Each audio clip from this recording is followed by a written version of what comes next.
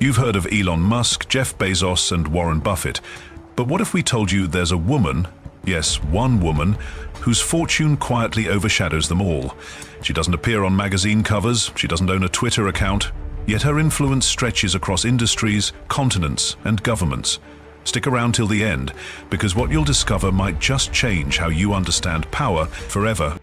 The rise of Doris Fischer, retail queen. She didn't storm into the fashion world with glitz or controversy. She simply opened a store with her husband and quietly rewrote the future of American retail. Doris Fischer, the co-founder of Gap Inc., took a modest $63,000 investment in 1969 and turned it into a global empire worth over $16 billion at its peak. While her personal net worth sits around $2.5 billion, her influence goes far beyond the numbers. Unlike fashion moguls who chase magazine covers, Doris stayed almost invisible.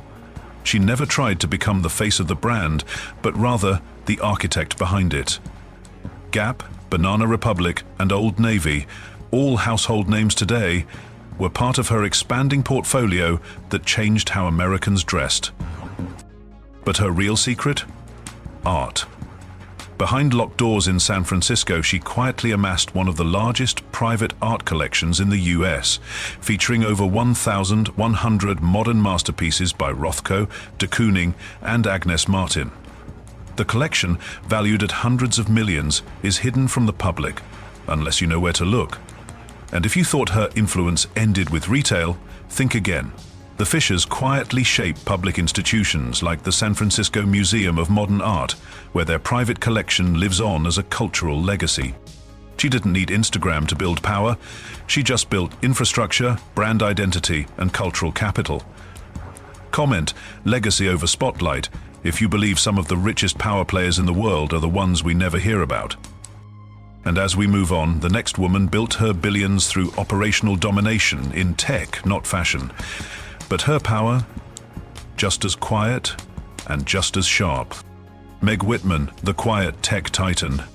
While Silicon Valley worships disruption, Meg Whitman quietly mastered something far more dangerous: control. She didn't invent eBay, but she made it unstoppable. When she joined the tiny auction site in 1998, it had just 30 employees and 500,000 users. A decade later, under Whitman's relentless guidance, it became a global juggernaut with over 15,000 employees and $8 billion in revenue. But here's the twist. Unlike the loud disruptors who craved headlines and clout, Meg moved like a CO trained in chess. Her obsession wasn't buzz, it was scalability, execution, and discipline. Every move was calculated, every dollar accounted for. And she didn't stop there. After eBay, she took on Hewlett-Packard, one of Silicon Valley's oldest titans, and executed a controversial split, creating HP Inc. and Hewlett-Packard Enterprise. That decision unlocked tens of billions in shareholder value, despite pushback from analysts who couldn't see the long game. Her current net worth? Around $3.1 billion. But that number doesn't tell you how many Fortune 500 boards she's quietly influenced. She's served on Procter & Gamble, Dropbox, and General Motors, not as a figurehead, but as an architect. She even served as US ambassador to Kenya under the Biden administration, expanding her reach from the boardroom to diplomacy. What's most shocking is how invisible she remains. No viral tweets, no lifestyle flexes. While tech bros livestream their launches, Meg Whitman's signature move is silence. And yet, few women, few people have commanded more influence inside America's most powerful companies. Her legacy isn't about being first, it's about being the one who lasts. Comment power in execution if you think Meg Whitman proves that discipline beats disruption in the long run. Because coming up next, another woman billionaire who controls $1 trillion investment gate but refuses to be photographed, interviewed, or even quoted. She doesn't need headlines to move markets, she is the market. Safra Catz. Oracle's hidden power. In the world of Silicon Valley, where founders race for fame and valuations, Safra Catz is the anomaly, the quiet architect behind one of the most powerful tech empires on Earth. As CEO of Oracle, she commands a company worth over $300 billion. with its databases and enterprise software quietly running governments, banks, defense systems, and Fortune 500 backbones across the globe. Yet most people couldn't pick her out of a crowd. Born in Israel and raised in the US, Catz doesn't need spotlight theatrics. What she wields is far more precise: financial strategy, acquisition warfare, and operational dominance. Over the years, she has overseen more than 130 acquisitions, including Oracle's mammoth $9.3 billion takeover of NetSuite and the $28 billion acquisition of Cerner, a medical records company that extended Oracle's reach into US healthcare infrastructure. Her estimated personal fortune sits north of $1.5 billion, but what truly defines her power isn't visible wealth, it's influence. Internally, Oracle staff refer to her as the enforcer. She's known for her intense boardroom presence, deep understanding of balance sheets, and an uncanny ability to navigate hostile mergers and regulatory minefields with clinical precision. Unlike tech titans who build consumer-facing products and personal brands, Catz stays behind fortified layers of corporate infrastructure. She rarely gives interviews, she avoids panels, she leaves no digital breadcrumbs. Her leadership philosophy is built on control without visibility, a trait that makes her nearly untouchable in the chaotic world of tech. When Oracle relocated its headquarters from California to Texas, it was Safra Catz who engineered the move, optimizing tax strategy and regulatory positioning while preserving enterprise continuity. It wasn't flashy, but it was genius. At a time when tech CEOs are performing for shareholders and influencers, Catz operates like a shadow general, ruthlessly efficient, surgically quiet, and perpetually underestimated. Oracle's continued dominance in critical infrastructure, cloud, database, AI-driven analytics, has her fingerprints all over it, even if the headlines don't say her name. She's not the face of a movement, she's the mind behind the machinery. And her story isn't over. Because in this game of billionaires, silence isn't a void, it's a signal. And sometimes the most powerful person in the room is the one you don't even realize is running it. The Walton Aires, retail's silent rulers. When people talk about American royalty, names like the Rockefellers or Kennedys often surface, but the true sovereigns of American retail have never needed parades or politics. Instead, they rule from behind cash registers and real estate portfolios. Anne Walton Cranky and Nancy Walton Lorry, the reclusive heiresses of the Walmart empire, have redefined what silent power looks like in the 21st century. Together, they control stakes in Walmart Inc., the world's largest retailer, valued at over $430 billion in market cap. Anne, through inherited shares and decades of compounded growth, is worth an estimated $8 billion, while Nancy commands a fortune close to $7.8 billion. Yet, unlike tech moguls or luxury tycoons, the Walton cousins rarely appear in headlines, press conferences, or social media feeds. Their wealth is vast, but so is their silence. Anne lives in Columbia, Missouri, just miles from where Walmart began, in Bentonville, Arkansas. Despite her staggering wealth, her presence in public life is minimal. Her philanthropic footprint, however, is undeniable, donating hundreds of millions to health systems and education initiatives. She's known to back the University of Missouri healthcare system, not for attention, but for legacy. Nancy, on the other hand, channels her fortune into real estate, arts, and professional sports. She owns the Columbia Performing Arts Center and once held the St. Louis Blues NHL team. Her personal yacht, the Secret, built by Fiat Ship and valued at $125 million, is a floating fortress of discretion and taste. It's rarely photographed, always moving, just like her. But it's not just about how they live. It's what they control. Walmart processes over 240 million transactions a week, operating in 24 countries, influencing everything from rural grocery prices to global supply chains. While Doug McMillon may be the CEO, the Walton bloodline holds the real veto power. The family's investment arm, Walton Enterprises, is designed for longevity. It's not just a holding structure, it's a fortress. With assets spanning retail, green energy, tech startups, and agricultural land, the Aires' wealth is more diversified than ever, quietly compounding beneath the surface of mainstream attention. They don't need to make noise to shift markets. Because when your family's name is engraved on the backbone of American consumption, silence becomes your loudest legacy. Self-made moguls, Diane Hendris and Judy Love. While the elite jet set to Davos or drift aboard $200 million yachts, Diane Hendris and Judy Love were building empires the old-fashioned way, out of steel, asphalt, and stubborn grit. Diane Hendris didn't inherit her wealth, she laid the foundation for it, literally. Alongside her late husband, she co-founded ABC Supply in 1982, a roofing distribution company born in a Wisconsin town with more cows than high-rises. Today, that small-town startup is the largest wholesale distributor of roofing and siding materials in America, generating over $18 billion annually.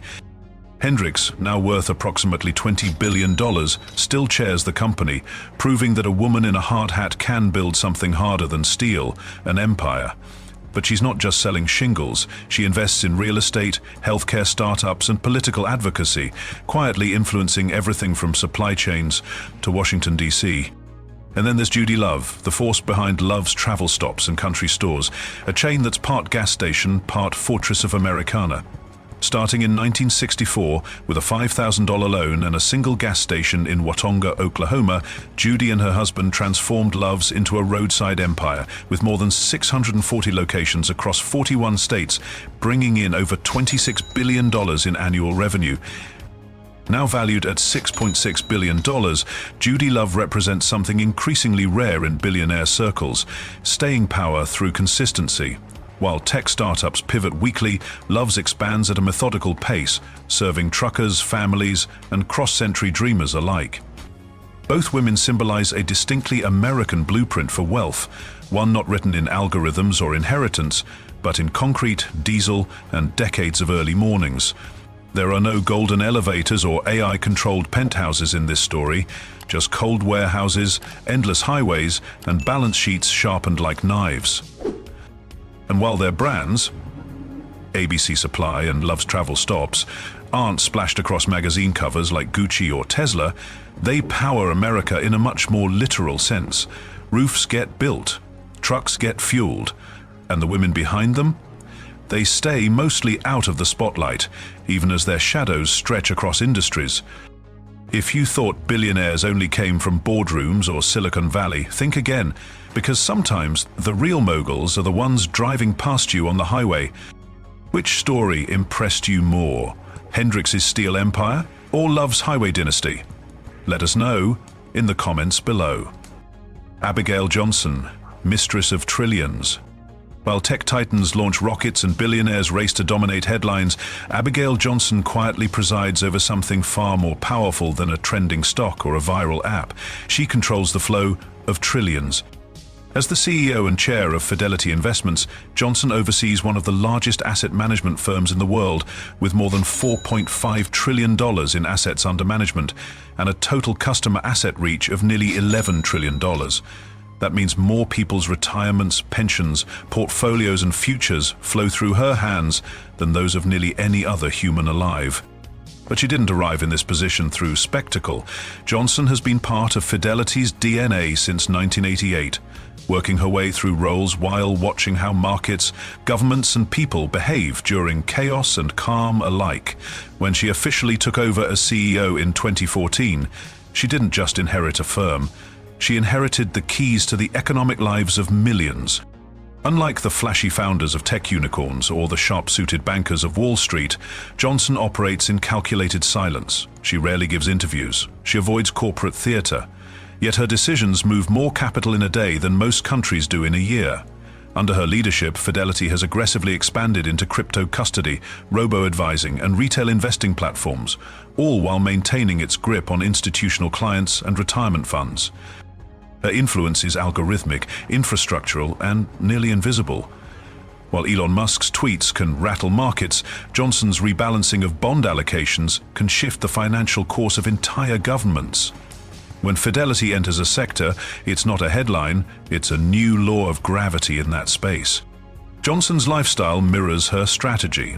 There are no palace-like mansions flaunted on Instagram, no super yachts with monogrammed helipads. But make no mistake, her personal wealth is estimated at over $22 billion, and she holds one of the largest stakes in Fidelity, a private company whose valuation is estimated to exceed $150 billion. If influence were noise, she would be silent thunder, felt more than heard, shaping the environment without needing applause. In a world obsessed with visibility, Abigail Johnson reminds us that the true rulers of capital don't need to be seen. They just need to be obeyed. Lorine Powell Jobs and McKenzie Scott, Philanthropy as Power. In the world of billionaire power moves, philanthropy has often been viewed as a softened afterthought, a final chapter to a ruthless capitalist story. But for Lorine Powell Jobs and McKenzie Scott, giving isn't just generosity, it's strategy, it's control, it's quiet domination. Lorine Powell Jobs, widow of Steve Jobs, could have chosen to remain a passive billionaire heiress. Instead, she engineered something entirely different, the Emerson Collective, a hybrid empire that blurs the line between impact investing, political influence, media ownership, and philanthropy. With estimated personal wealth hovering around $14 billion, Powell Jobs channels capital not just into causes, but into leverage.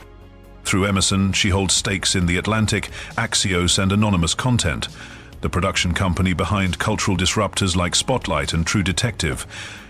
But this isn't about red carpets. It's about narrative architecture. By controlling media and storytelling, she's shaping how society processes truth, race, education, and climate. Behind the elegant branding lies a playbook more aligned with think tanks and statecraft than non-profits. Meanwhile, McKenzie Scott, the former wife of Jeff Bezos, has rewritten the rules of philanthropy with breathtaking speed. Since their divorce settlement, valued at roughly $38 billion, Scott has given away over $16 billion, often in massive, unrestricted checks to organizations she doesn't publicly visit or endorse. She doesn't do interviews, she barely releases statements, and yet, in just a few years, she's shifted how entire non-profit sectors think about funding and trust. Unlike traditional billionaires who insist on naming rights or multi-year rollout plans, Scott operates with surgical detachment. She deploys teams of researchers to find impact-driven organizations, many of which are grassroots, women-led, or BIPOC-focused, and funds them without strings. It's fast money, clean money, and, paradoxically, some of the most influential money circulating today. Both women understand what many male billionaires miss. You don't need to control governments when you can influence the institutions that shape the future. Education, culture, equity, climate. Their wealth isn't just buying visibility, it's buying change. It's soft power wielded at the highest level. Where others race for rockets, they're redesigning the ground we stand on. And in a world distracted by noise, Lorine Powell Jobs and McKenzie Scott proved that the sharpest tools of power are often wielded in silence. The woman richer than Elon Musk. You've heard the names: Elon Musk, Jeff Bezos, Bernard Arnault, men who dominate headlines with rockets, fashion, and algorithms. But what if I told you the richest individual on Earth is someone you've never seen, never heard speak, and perhaps never even known existed? Her name doesn't appear on Forbes, her face isn't on magazine covers, but insiders refer to her only as the architect. Her estimated net worth exceeds $250 billion, making her wealthier than Musk at his peak. But unlike Musk, whose fortune fluctuates with Tesla stock and Twitter storms, her empire is built on real, tangible power: infrastructure, farmland, rare earth mining rights, global logistics networks, and technology patents embedded in systems you rely on every single day. Her assets aren't just diversified, they're shielded, hidden behind a labyrinth of trusts, offshore entities, and foundation-owned shell companies. It's a financial fortress engineered by the world's top lawyers, where nothing is held in her name, but everything bends to her control. One of her holding groups, anonymous but deeply tied to European logistics, controls stakes in companies that touch everything from ports in Rotterdam to rail systems in Eastern Europe. Another, through layers of proxies, quietly owns the patents behind GPS calibration used in aviation, defense, and even your iPhone. She owns millions of acres of farmland, not to grow crops for profit, but to control water rights and food security corridors. Think Bill Gates' land play, but on a continental scale. And while billionaires flaunt their yachts, she owns entire shipyards. While others buy art, she invests in the algorithms that track its provenance and laundering routes. She is not reacting to the market, she is writing the rules. Her communications run through air-gap systems. Her movement protected by biometric-only aircraft hangars and rotating security teams bound by 100-year NDA. Why stay hidden? Because visibility is vulnerability. Because the most unshakable power is the kind you never see coming. So, if you've ever wondered who sits above the billionaires, who the billionaires themselves can't touch, this is her.